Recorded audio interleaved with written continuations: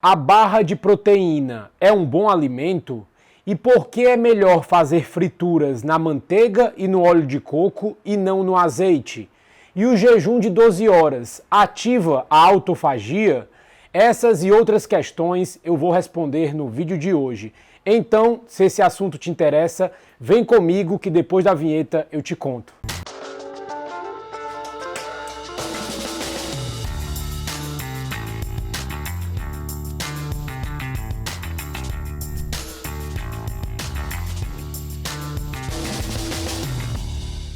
Oi, tudo bem? Se você não me conhece ainda, eu me chamo Bruno Shoa, eu sou nutricionista e também um especialista em ciência nutricional, a ciência aplicada para a sua saúde, emagrecimento e boa forma. E no vídeo de hoje, nós vamos responder mais algumas perguntas que alguns seguidores me fizeram aqui no YouTube. Esse quadro eu chamo até mesmo de O Shoa Responde. E se você quer a sua pergunta respondida por mim aqui também, deixa a sua pergunta aqui nos comentários, que quem sabe eu possa trazer ela para um próximo vídeo. Mas antes de dar início a esse vídeo, eu já vou te pedindo para deixar o seu like, se inscrever no canal e ativar o sininho, para sempre que saírem vídeos novos, você ficar sabendo. E também, quando você faz isso, me ajuda muito a levar essa informação ao máximo de pessoas possíveis e me motiva bastante a trazer mais conteúdos aqui para o canal. A primeira pergunta é do Brunout Shorts 1358. Um jejum de 12 horas tem o efeito de autofagia? E caso você não saiba o que é autofagia, eu tenho um outro vídeo aqui no canal onde eu explico melhor o que é isso. Eu vou deixar o link do vídeo aqui na descrição, caso você tenha interesse. Mas só para você entender, autofagia é um processo que ocorre no nosso corpo onde ele vai fazer uma reciclagem de tecidos e células que não estão funcionando muito bem. É como se o seu organismo fizesse uma análise do seu corpo, ele começa a observar o que está funcionando bem, o que não está, o que é necessário e o que não é, e começa a fazer uma limpeza no seu próprio organismo. E essa limpeza, chamada de autofagia, funciona com o seu corpo meio que degradando as células que não estão funcionando muito bem, células danificadas, proteínas do seu corpo que não estão funcionando como deveriam estar funcionando. A autofagia basicamente é um tipo de limpeza metabólica que o seu corpo faz. E esse processo de autofagia é ativado quando nós estamos em períodos mais longos sem alimento, ou seja, durante o jejum. Mas o processo de autofagia só se intensifica com maior força em períodos acima de 24 horas de jejum. Eu acredito que a partir de 16, 18, 20 horas, você já tem o início desse processo no organismo, mas a intensificação dele só fica maior em períodos acima de 24 horas. E na minha opinião, 12 horas de jejum não seria nem considerado jejum. Seria um período mínimo de tempo para você dar para o seu organismo ficar sem alimento entre um dia e outro, da última refeição que você fez no dia anterior até a primeira refeição que você vai fazer no dia seguinte. 12 horas seria um período mínimo de tempo para ficar sem alimento entre um dia e outro, contando com o sono.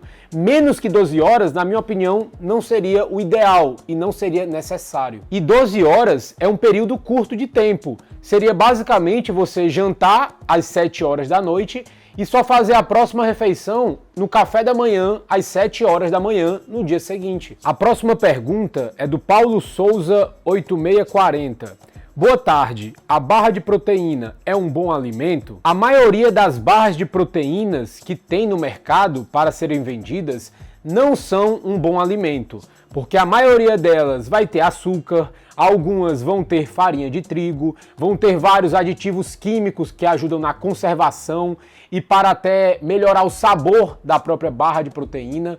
Então, quanto mais aditivos químicos, açúcar, farinha de trigo, óleo vegetal e outros ingredientes inflamatórios para o corpo tiver na barra de cereal, na barra de proteína, aliás, isso vai fazer com que não seja um bom alimento. É óbvio que existem algumas barras de proteína que são de maior qualidade, não tem adição de açúcares, não tem tantos aditivos químicos, são barras de proteínas que você pode estar utilizando de vez em quando, mas mesmo essas barras de maior qualidade, eu não acredito que seja a melhor opção para você usar todo dia. É sempre melhor você comer alimentos naturais, não processados ou minimamente processados. Quanto mais processado for o alimento, menor é a qualidade desse alimento. Então, eu te indicaria a tentar priorizar comer alimentos in natura, que não sofreram processos ou sofreram processos mínimos. A barra de cereal, querendo ou não, sendo melhor ou não, vai ser um alimento mais processado, mais industrializado. Você não encontra barra de cereal crescendo em árvore, nascendo em planta. Então é bom ser evitado o seu consumo diariamente ou em grande quantidade. Você pode estar utilizando em um momento ali que você não vai ter nada para comer, ou as opções que você tem disponíveis são piores que a barra de cereal, que a barra de proteína, e aí beleza, você pode estar utilizando como uma questão de praticidade, como uma substituição para uma opção que você não poderia ter nada melhor para comer naquele momento, aí tudo bem. Agora, substituir alimentos de verdade, carne, ovos, frutas, legumes, por barra de proteína, seria uma péssima opção. Então, em resumo, na minha opinião, a barra de proteína pode ser utilizada dependendo da barra de proteína, porque tem umas de maior qualidade e outras de menor qualidade, não é tudo igual. Porém, mesmo sendo uma barra de proteína de alta qualidade, eu te recomendaria utilizar só em questão de praticidade. Se você não tiver nada melhor para comer naquele momento, se as outras opções forem opções bem piores, salgados, doces, massa, açúcar e etc. Aí tudo bem, use a barra de proteína. Agora, se você tiver a opção de comer alimentos mais naturais, carnes, ovos, frutas, legumes e etc., a barra de proteína nesse sentido não seria uma boa opção. A próxima pergunta é do Leonardo Ventura 8050. Excelente conteúdo. Pão sem farinha branca serve como substituição? Obrigado. Sim, existem alguns pães que são preparados sem a farinha de trigo, sem a farinha branca. E esses pães seriam a melhor opção. Porque o problema da farinha de trigo é que a farinha contém muito glúten, que é uma proteína do trigo que é bastante inflamatória para a maioria das pessoas. Alguns têm mais problema com glúten e outros têm menos problemas com glúten. Mas mesmo assim é uma proteína mais inflamatória para o organismo de todo mundo. Então é melhor ser evitado o seu consumo diariamente e em grandes quantidades. Se você não tem doença celíaca ou não apresenta nenhum problema com glúten, você até pode comer farinha de trigo de vez em quando, não vejo tanto problema, o corpo consegue lidar com isso. Agora, usar diariamente na sua rotina, em grandes quantidades, várias vezes ao dia, seria uma péssima opção. Agora, você tem que tomar cuidado com a farinha que você vai usar para substituir a farinha de trigo, a farinha branca. Dependendo do que você for utilizar para fazer esse pão sem farinha branca, vai ser uma ótima opção, como por exemplo, você pode usar uma farinha de frango, existe também farinha de coco, de castanha, de linhaça, não fica a mesma coisa, fica diferente, claro, mas são opções que podem substituir a farinha de trigo e vai deixar o pão muito mais saudável. Existe até mesmo um pão que é feito com frango, ovo e queijo, que também fica muito delicioso. E você pode estar utilizando sem nenhum problema. Então você pode substituir a farinha de trigo por farinhas mais saudáveis e fazer um pão mais saudável.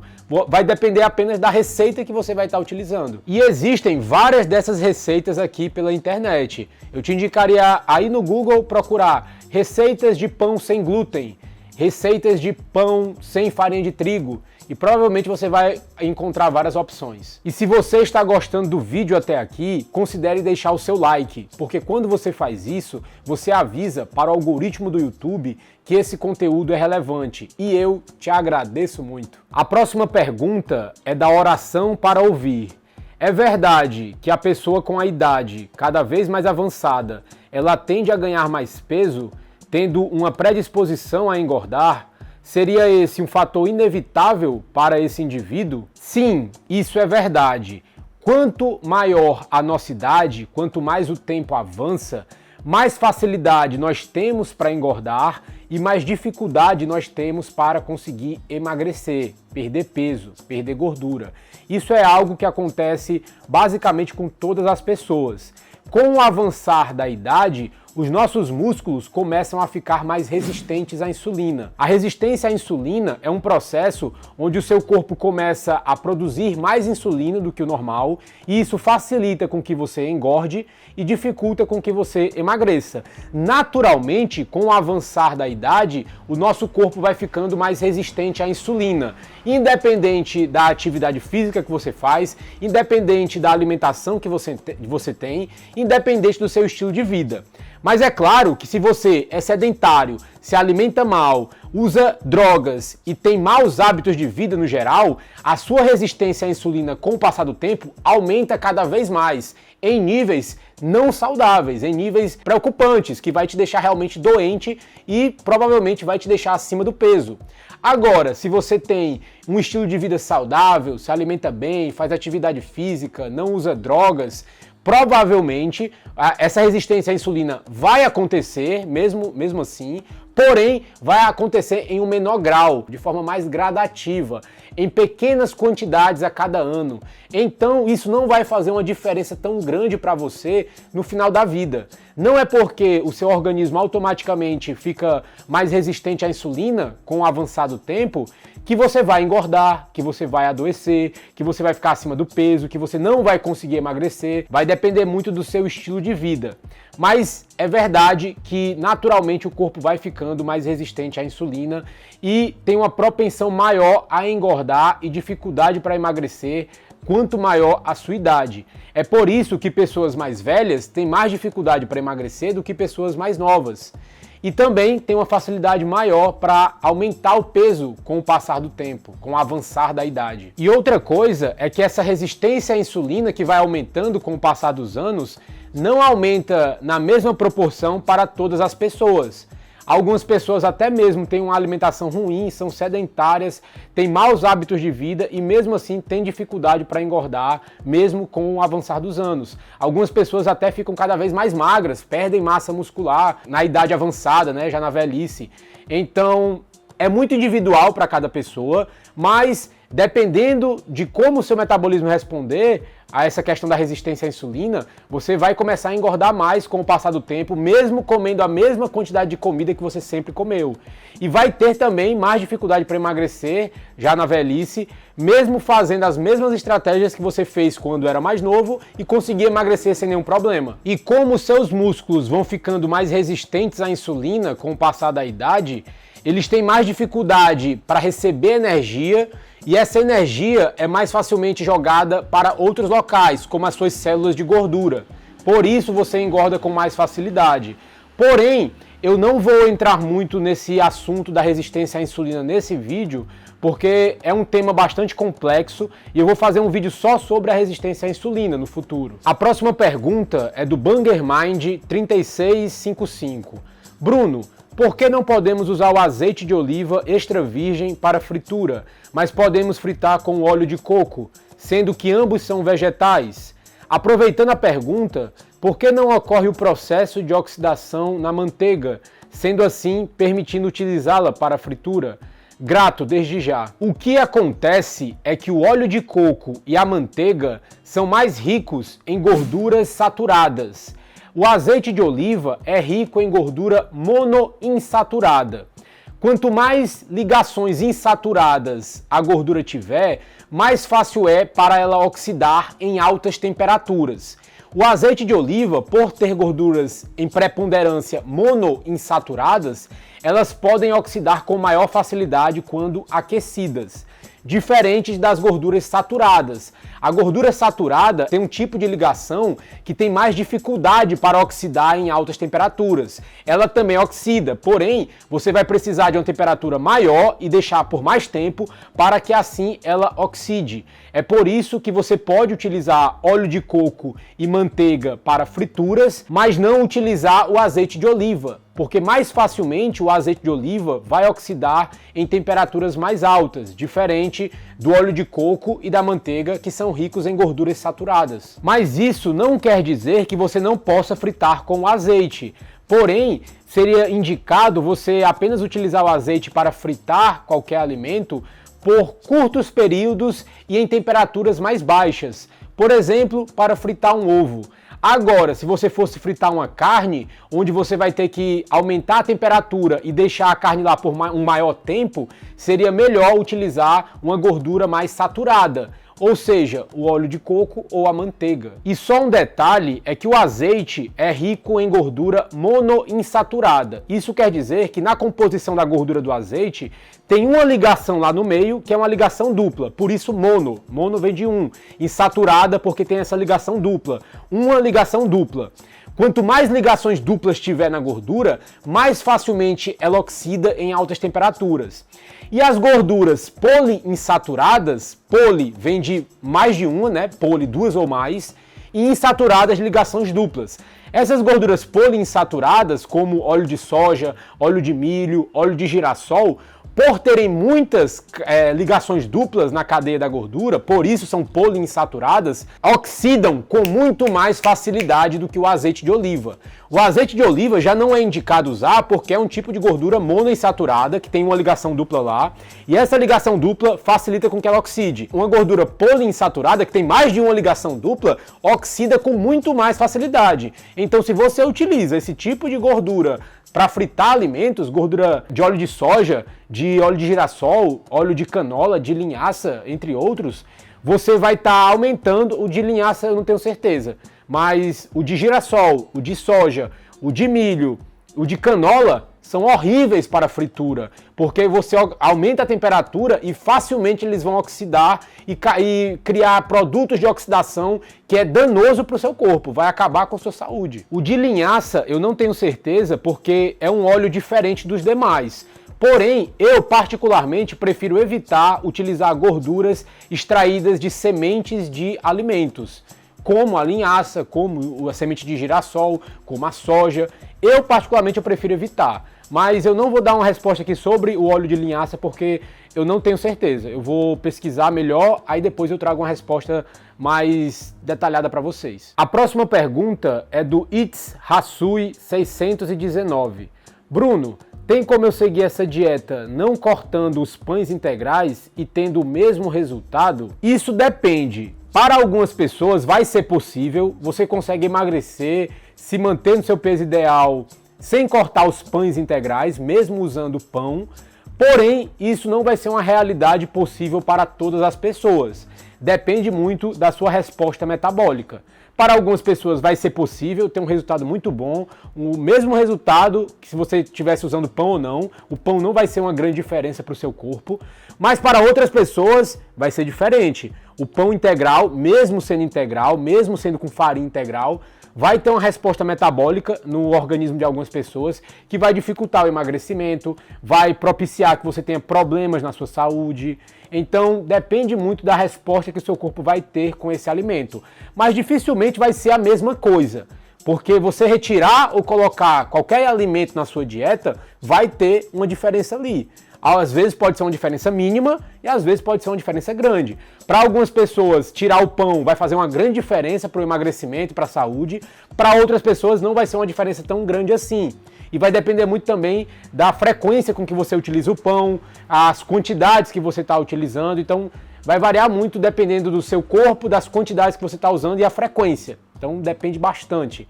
Porém, o que eu te indicaria era testar. Você poderia começar a mudar a sua alimentação e se você não quisesse retirar os pães, não precisaria nesse primeiro momento, mas se você sentisse dificuldade, sentisse que ainda está tendo problemas no seu organismo, dor de cabeça, inflamação e algum outro problema que você não sabe ainda por que ainda está tendo, você poderia também testar retirar o pão por um mês, 30 dias, 14 a 30 dias e ver se você vê alguma resposta metabólica aparente, né? Se você percebeu que problemas que você tinha, como dor de cabeça, inflamação, diminuíram, se o seu peso começou a diminuir também, se você saiu de um platô, saiu da estagnação, tem que testar. Não tem como eu te responder sem entender o seu próprio organismo. E o caso de sucesso de hoje é um dos meus pacientes, o Geandro. Ele nos conta que conseguiu perder 8 quilos em apenas 30 dias. Um resultado incrível em pouquíssimo tempo. Parabéns, Geandro! E é isso que acontece quando você utiliza o melhor que a ciência nutricional atualizada tem a te oferecer para a sua saúde e emagrecimento. Bem, pessoal, mas por enquanto é isso. Eu espero que esse vídeo tenha te ajudado de alguma forma, tenha tirado algumas das suas dúvidas também. E caso você queira que eu responda a sua dúvida aqui em formato de vídeo, deixa essa dúvida aqui nos comentários, que quem sabe eu possa trazer para um próximo vídeo. E também já deixa seu like aí, porque fortalece muito com que esse vídeo seja divulgado para mais pessoas e me motiva muito para trazer mais conteúdos ainda para vocês aqui, trazer mais vídeos ainda.